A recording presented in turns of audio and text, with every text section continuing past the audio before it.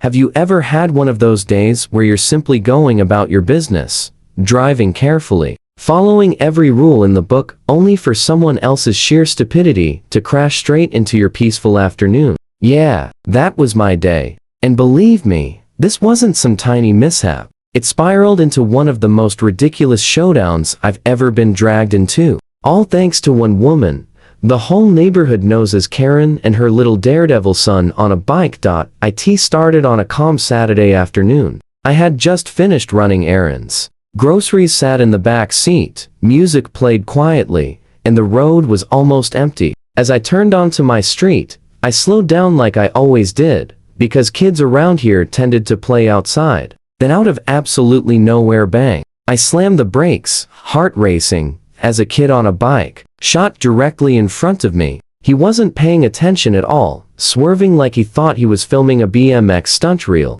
I managed to stop in time, but not before his front wheel scraped across my car. He toppled over, scraping his knee, and his bike slammed hard into my fender. I jumped out of the car, rushing over to make sure the kid was all right. He was shaken, but standing, already crying dramatically, more from shock than actual injury. His bike, on the other hand, had a bent front wheel from smacking into my car, and before I could even catch my breath, she appeared storming down her driveway like a hurricane wearing yoga pants, Karen herself. "What did you do to my son?" she screeched, eyes bulging, pointing at me like I'd committed a felony. I tried staying calm as I explained that her son had ridden straight into my vehicle, that I had braked as fast as humanly possible, and that thankfully he wasn't badly hurt. But she didn't want to hear a word of it. Instead, she stormed over to the bike, lifted it like she was presenting evidence to a jury, and shrieked, "You broke his bike. You're buying a new one." I just stared at her. My car now had a dent. My nerves were shot. And somehow this woman was acting like I intentionally targeted her kid. When I told her no, that her son caused the accident, and I wasn't paying for anything, her entire face twisted into fury. Then she threatened to call the cops, absolutely sure they'd put me in my place. What she didn't know was that calling the police would end up being her biggest mistake. Within minutes, she had her phone pressed to her ear, pacing across her driveway like she was reporting a national emergency. Her voice echoed across the street as she yelled into the phone, exaggerating every detail. "This man hit my son with his car. He destroyed his bicycle. He's refusing to take responsibility." I stood there with my arms folded, doing my best not to lose my temper. Neighbors started peeking from windows and porches. Nothing draws attention faster than Karen screeching in the street. Some neighbors knew me, others didn't, but everyone knew her. She had a talent for blowing everything out of proportion, and the way she was dramatically moaning into the phone made it sound like I had run the kid over. Meanwhile, her son sat on the curb, sniffling, clutching his scraped knee like it was a life-threatening injury. His bike leaned beside him, the bent wheel wobbling. Meanwhile, my car had a fresh dent, proof of exactly what happened. But Karen strutted around like she had an airtight lawsuit. A short time later, a patrol car pulled up. 2 officers stepped out, calm and composed. Karen sprinted toward them, arms flailing, pointing at me like she'd caught a fugitive. "That's him. He nearly killed my son. Look at his bike." The officers raised their hands, asking for calm. One officer, Daniels, walked over to me while the other spoke with Karen and her son.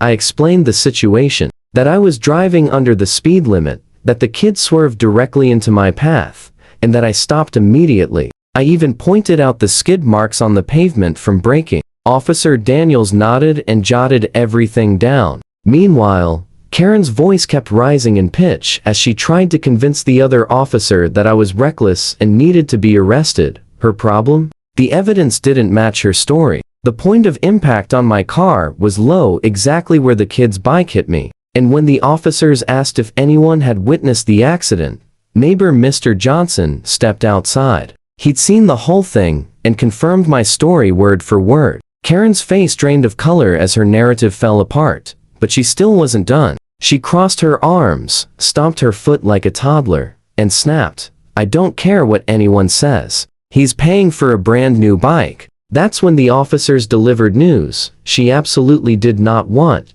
The two officers exchanged a look before Officer Daniels turned to Karen with a calm but firm tone. "Ma'am, we've listened to both sides and reviewed the evidence. Based on everything including the witness statement, it's clear your son rode into this gentleman's car, not the other way around." Karen's jaw dropped like she'd been slapped. "What? That's ridiculous. The bike is ruined. He's responsible. Send part 2 when you." The officer shook his head slowly. "No, ma'am. The damage on the car clearly shows your child made contact with the vehicle, not the other way around. And your neighbor confirmed exactly what he witnessed. This isn't his fault."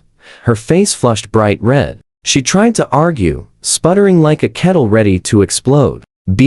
But he has money. He can afford to replace it. My son deserves better than this piece of junk." Now, that last line was the breaking point. The neighbors gathered around couldn't help muttering among themselves. A few even chuckled at how entitled she sounded. Mr. Johnson shook his head and murmured, "Same old Karen." I stayed quiet, letting the officers handle the circus. Officer Daniels folded his arms, clearly impatient with her dramatics. "Ma'am, accidents happen, but in this case, the responsibility lies with your son. You need to supervise him more carefully when he's near the street. You can't expect other people to cover the cost when he causes damage." Karen's lips tightened. She glanced at her son, who now looked uncomfortable, like he suddenly realized his mom was making things worse for him, not better. He muttered, "Mom, I wasn't watching where I was going." That tiny confession sealed the deal. The officers raised their eyebrows, jotted it down, and closed their notepads. Daniels sighed and gave her one final warning. "We're not issuing a citation today, but if something like this happens again and your child causes property damage, you can be held liable." You'd think that would have ended everything. But nope, Karen wasn't about to walk away quietly. She marched toward me and jabbed a finger in my face. "Fine, but you've just made an enemy today. Don't think I'll forget this." I didn't even flinch. I just replied calmly, "All I did was avoid hitting your son. Maybe thank me instead." The crowd murmured in agreement, which only fueled her rage. She huffed, grabbed her son's arm, and stormed away, dragging the broken bike behind her like it was some tragic symbol of injustice. What she didn't realize was that her attempt to embarrass me had backfired spectacularly, and the entire neighborhood was about to turn on her. As Karen stomped off, the neighbors lingered, shaking their heads at what they'd just seen. I thought the drama was finally over, but really, this was only the beginning. Karen wasn't the type to let things go. She lived for attention, even if she had to twist the truth until it snapped. Sure enough, the next morning, the neighborhood Facebook group was buzzing. Karen had posted a long, furious rant claiming I had carelessly hit her son, destroyed his only bike, and refused to help a struggling single mother. She even added a dramatic photo of the bent bicycle propped against her fence, like a piece of courtroom evidence. But what she didn't expect was this: half the neighborhood had already watched the real incident unfold. Comments came pouring in under her post. Mr. Johnson wrote a detailed account of what he saw. Others chimed in, saying they watched the officer speak to me and knew exactly what happened. By midday, her post had more laughing emojis than supportive ones. People started calling her out for her usual exaggerations and entitled behavior. One neighbor even joked, "Maybe you should buy him a new bumper instead." Meanwhile, I went on with my day, not engaging with the online chaos. The truth was on my side, and everyone knew it. That evening, Officer Daniels drove by on patrol. He stopped for a moment, gave me a nod, and said, "Don't worry about her. We deal with folks like that all the time. You handled yourself well." The next few days were surprisingly peaceful. Whenever Karen passed by, she avoided eye contact. Her usual loud, dramatic presence was replaced with awkward silence. Her son, though, seemed more careful when riding, humbled for more by embarrassment than any lecture could accomplish. As for me, I had a fresh dent in my car. But honestly, I didn't care. The real win was watching justice unfold right in front of the whole neighborhood. For once, Karen didn't get her way. No free bike, no sympathy, no crowd to back her up. Just a reputation even more damaged than her son's front wheel. Looking back, It's almost funny how quickly her little scheme fell apart. She tried to bully me into paying for her mistake, but instead, she exposed exactly who she was without any help from me. And the best part? She dug that hole all on her own. So if you ever find yourself dealing with a Karen, remember this: sometimes the smartest thing you can do is stay calm, tell the truth, and let her do the rest. If you like this story and want more wild drama like it, don't forget to subscribe, hit like, and drop your thoughts in the comments. And make sure to tap the bell so you never miss the next one.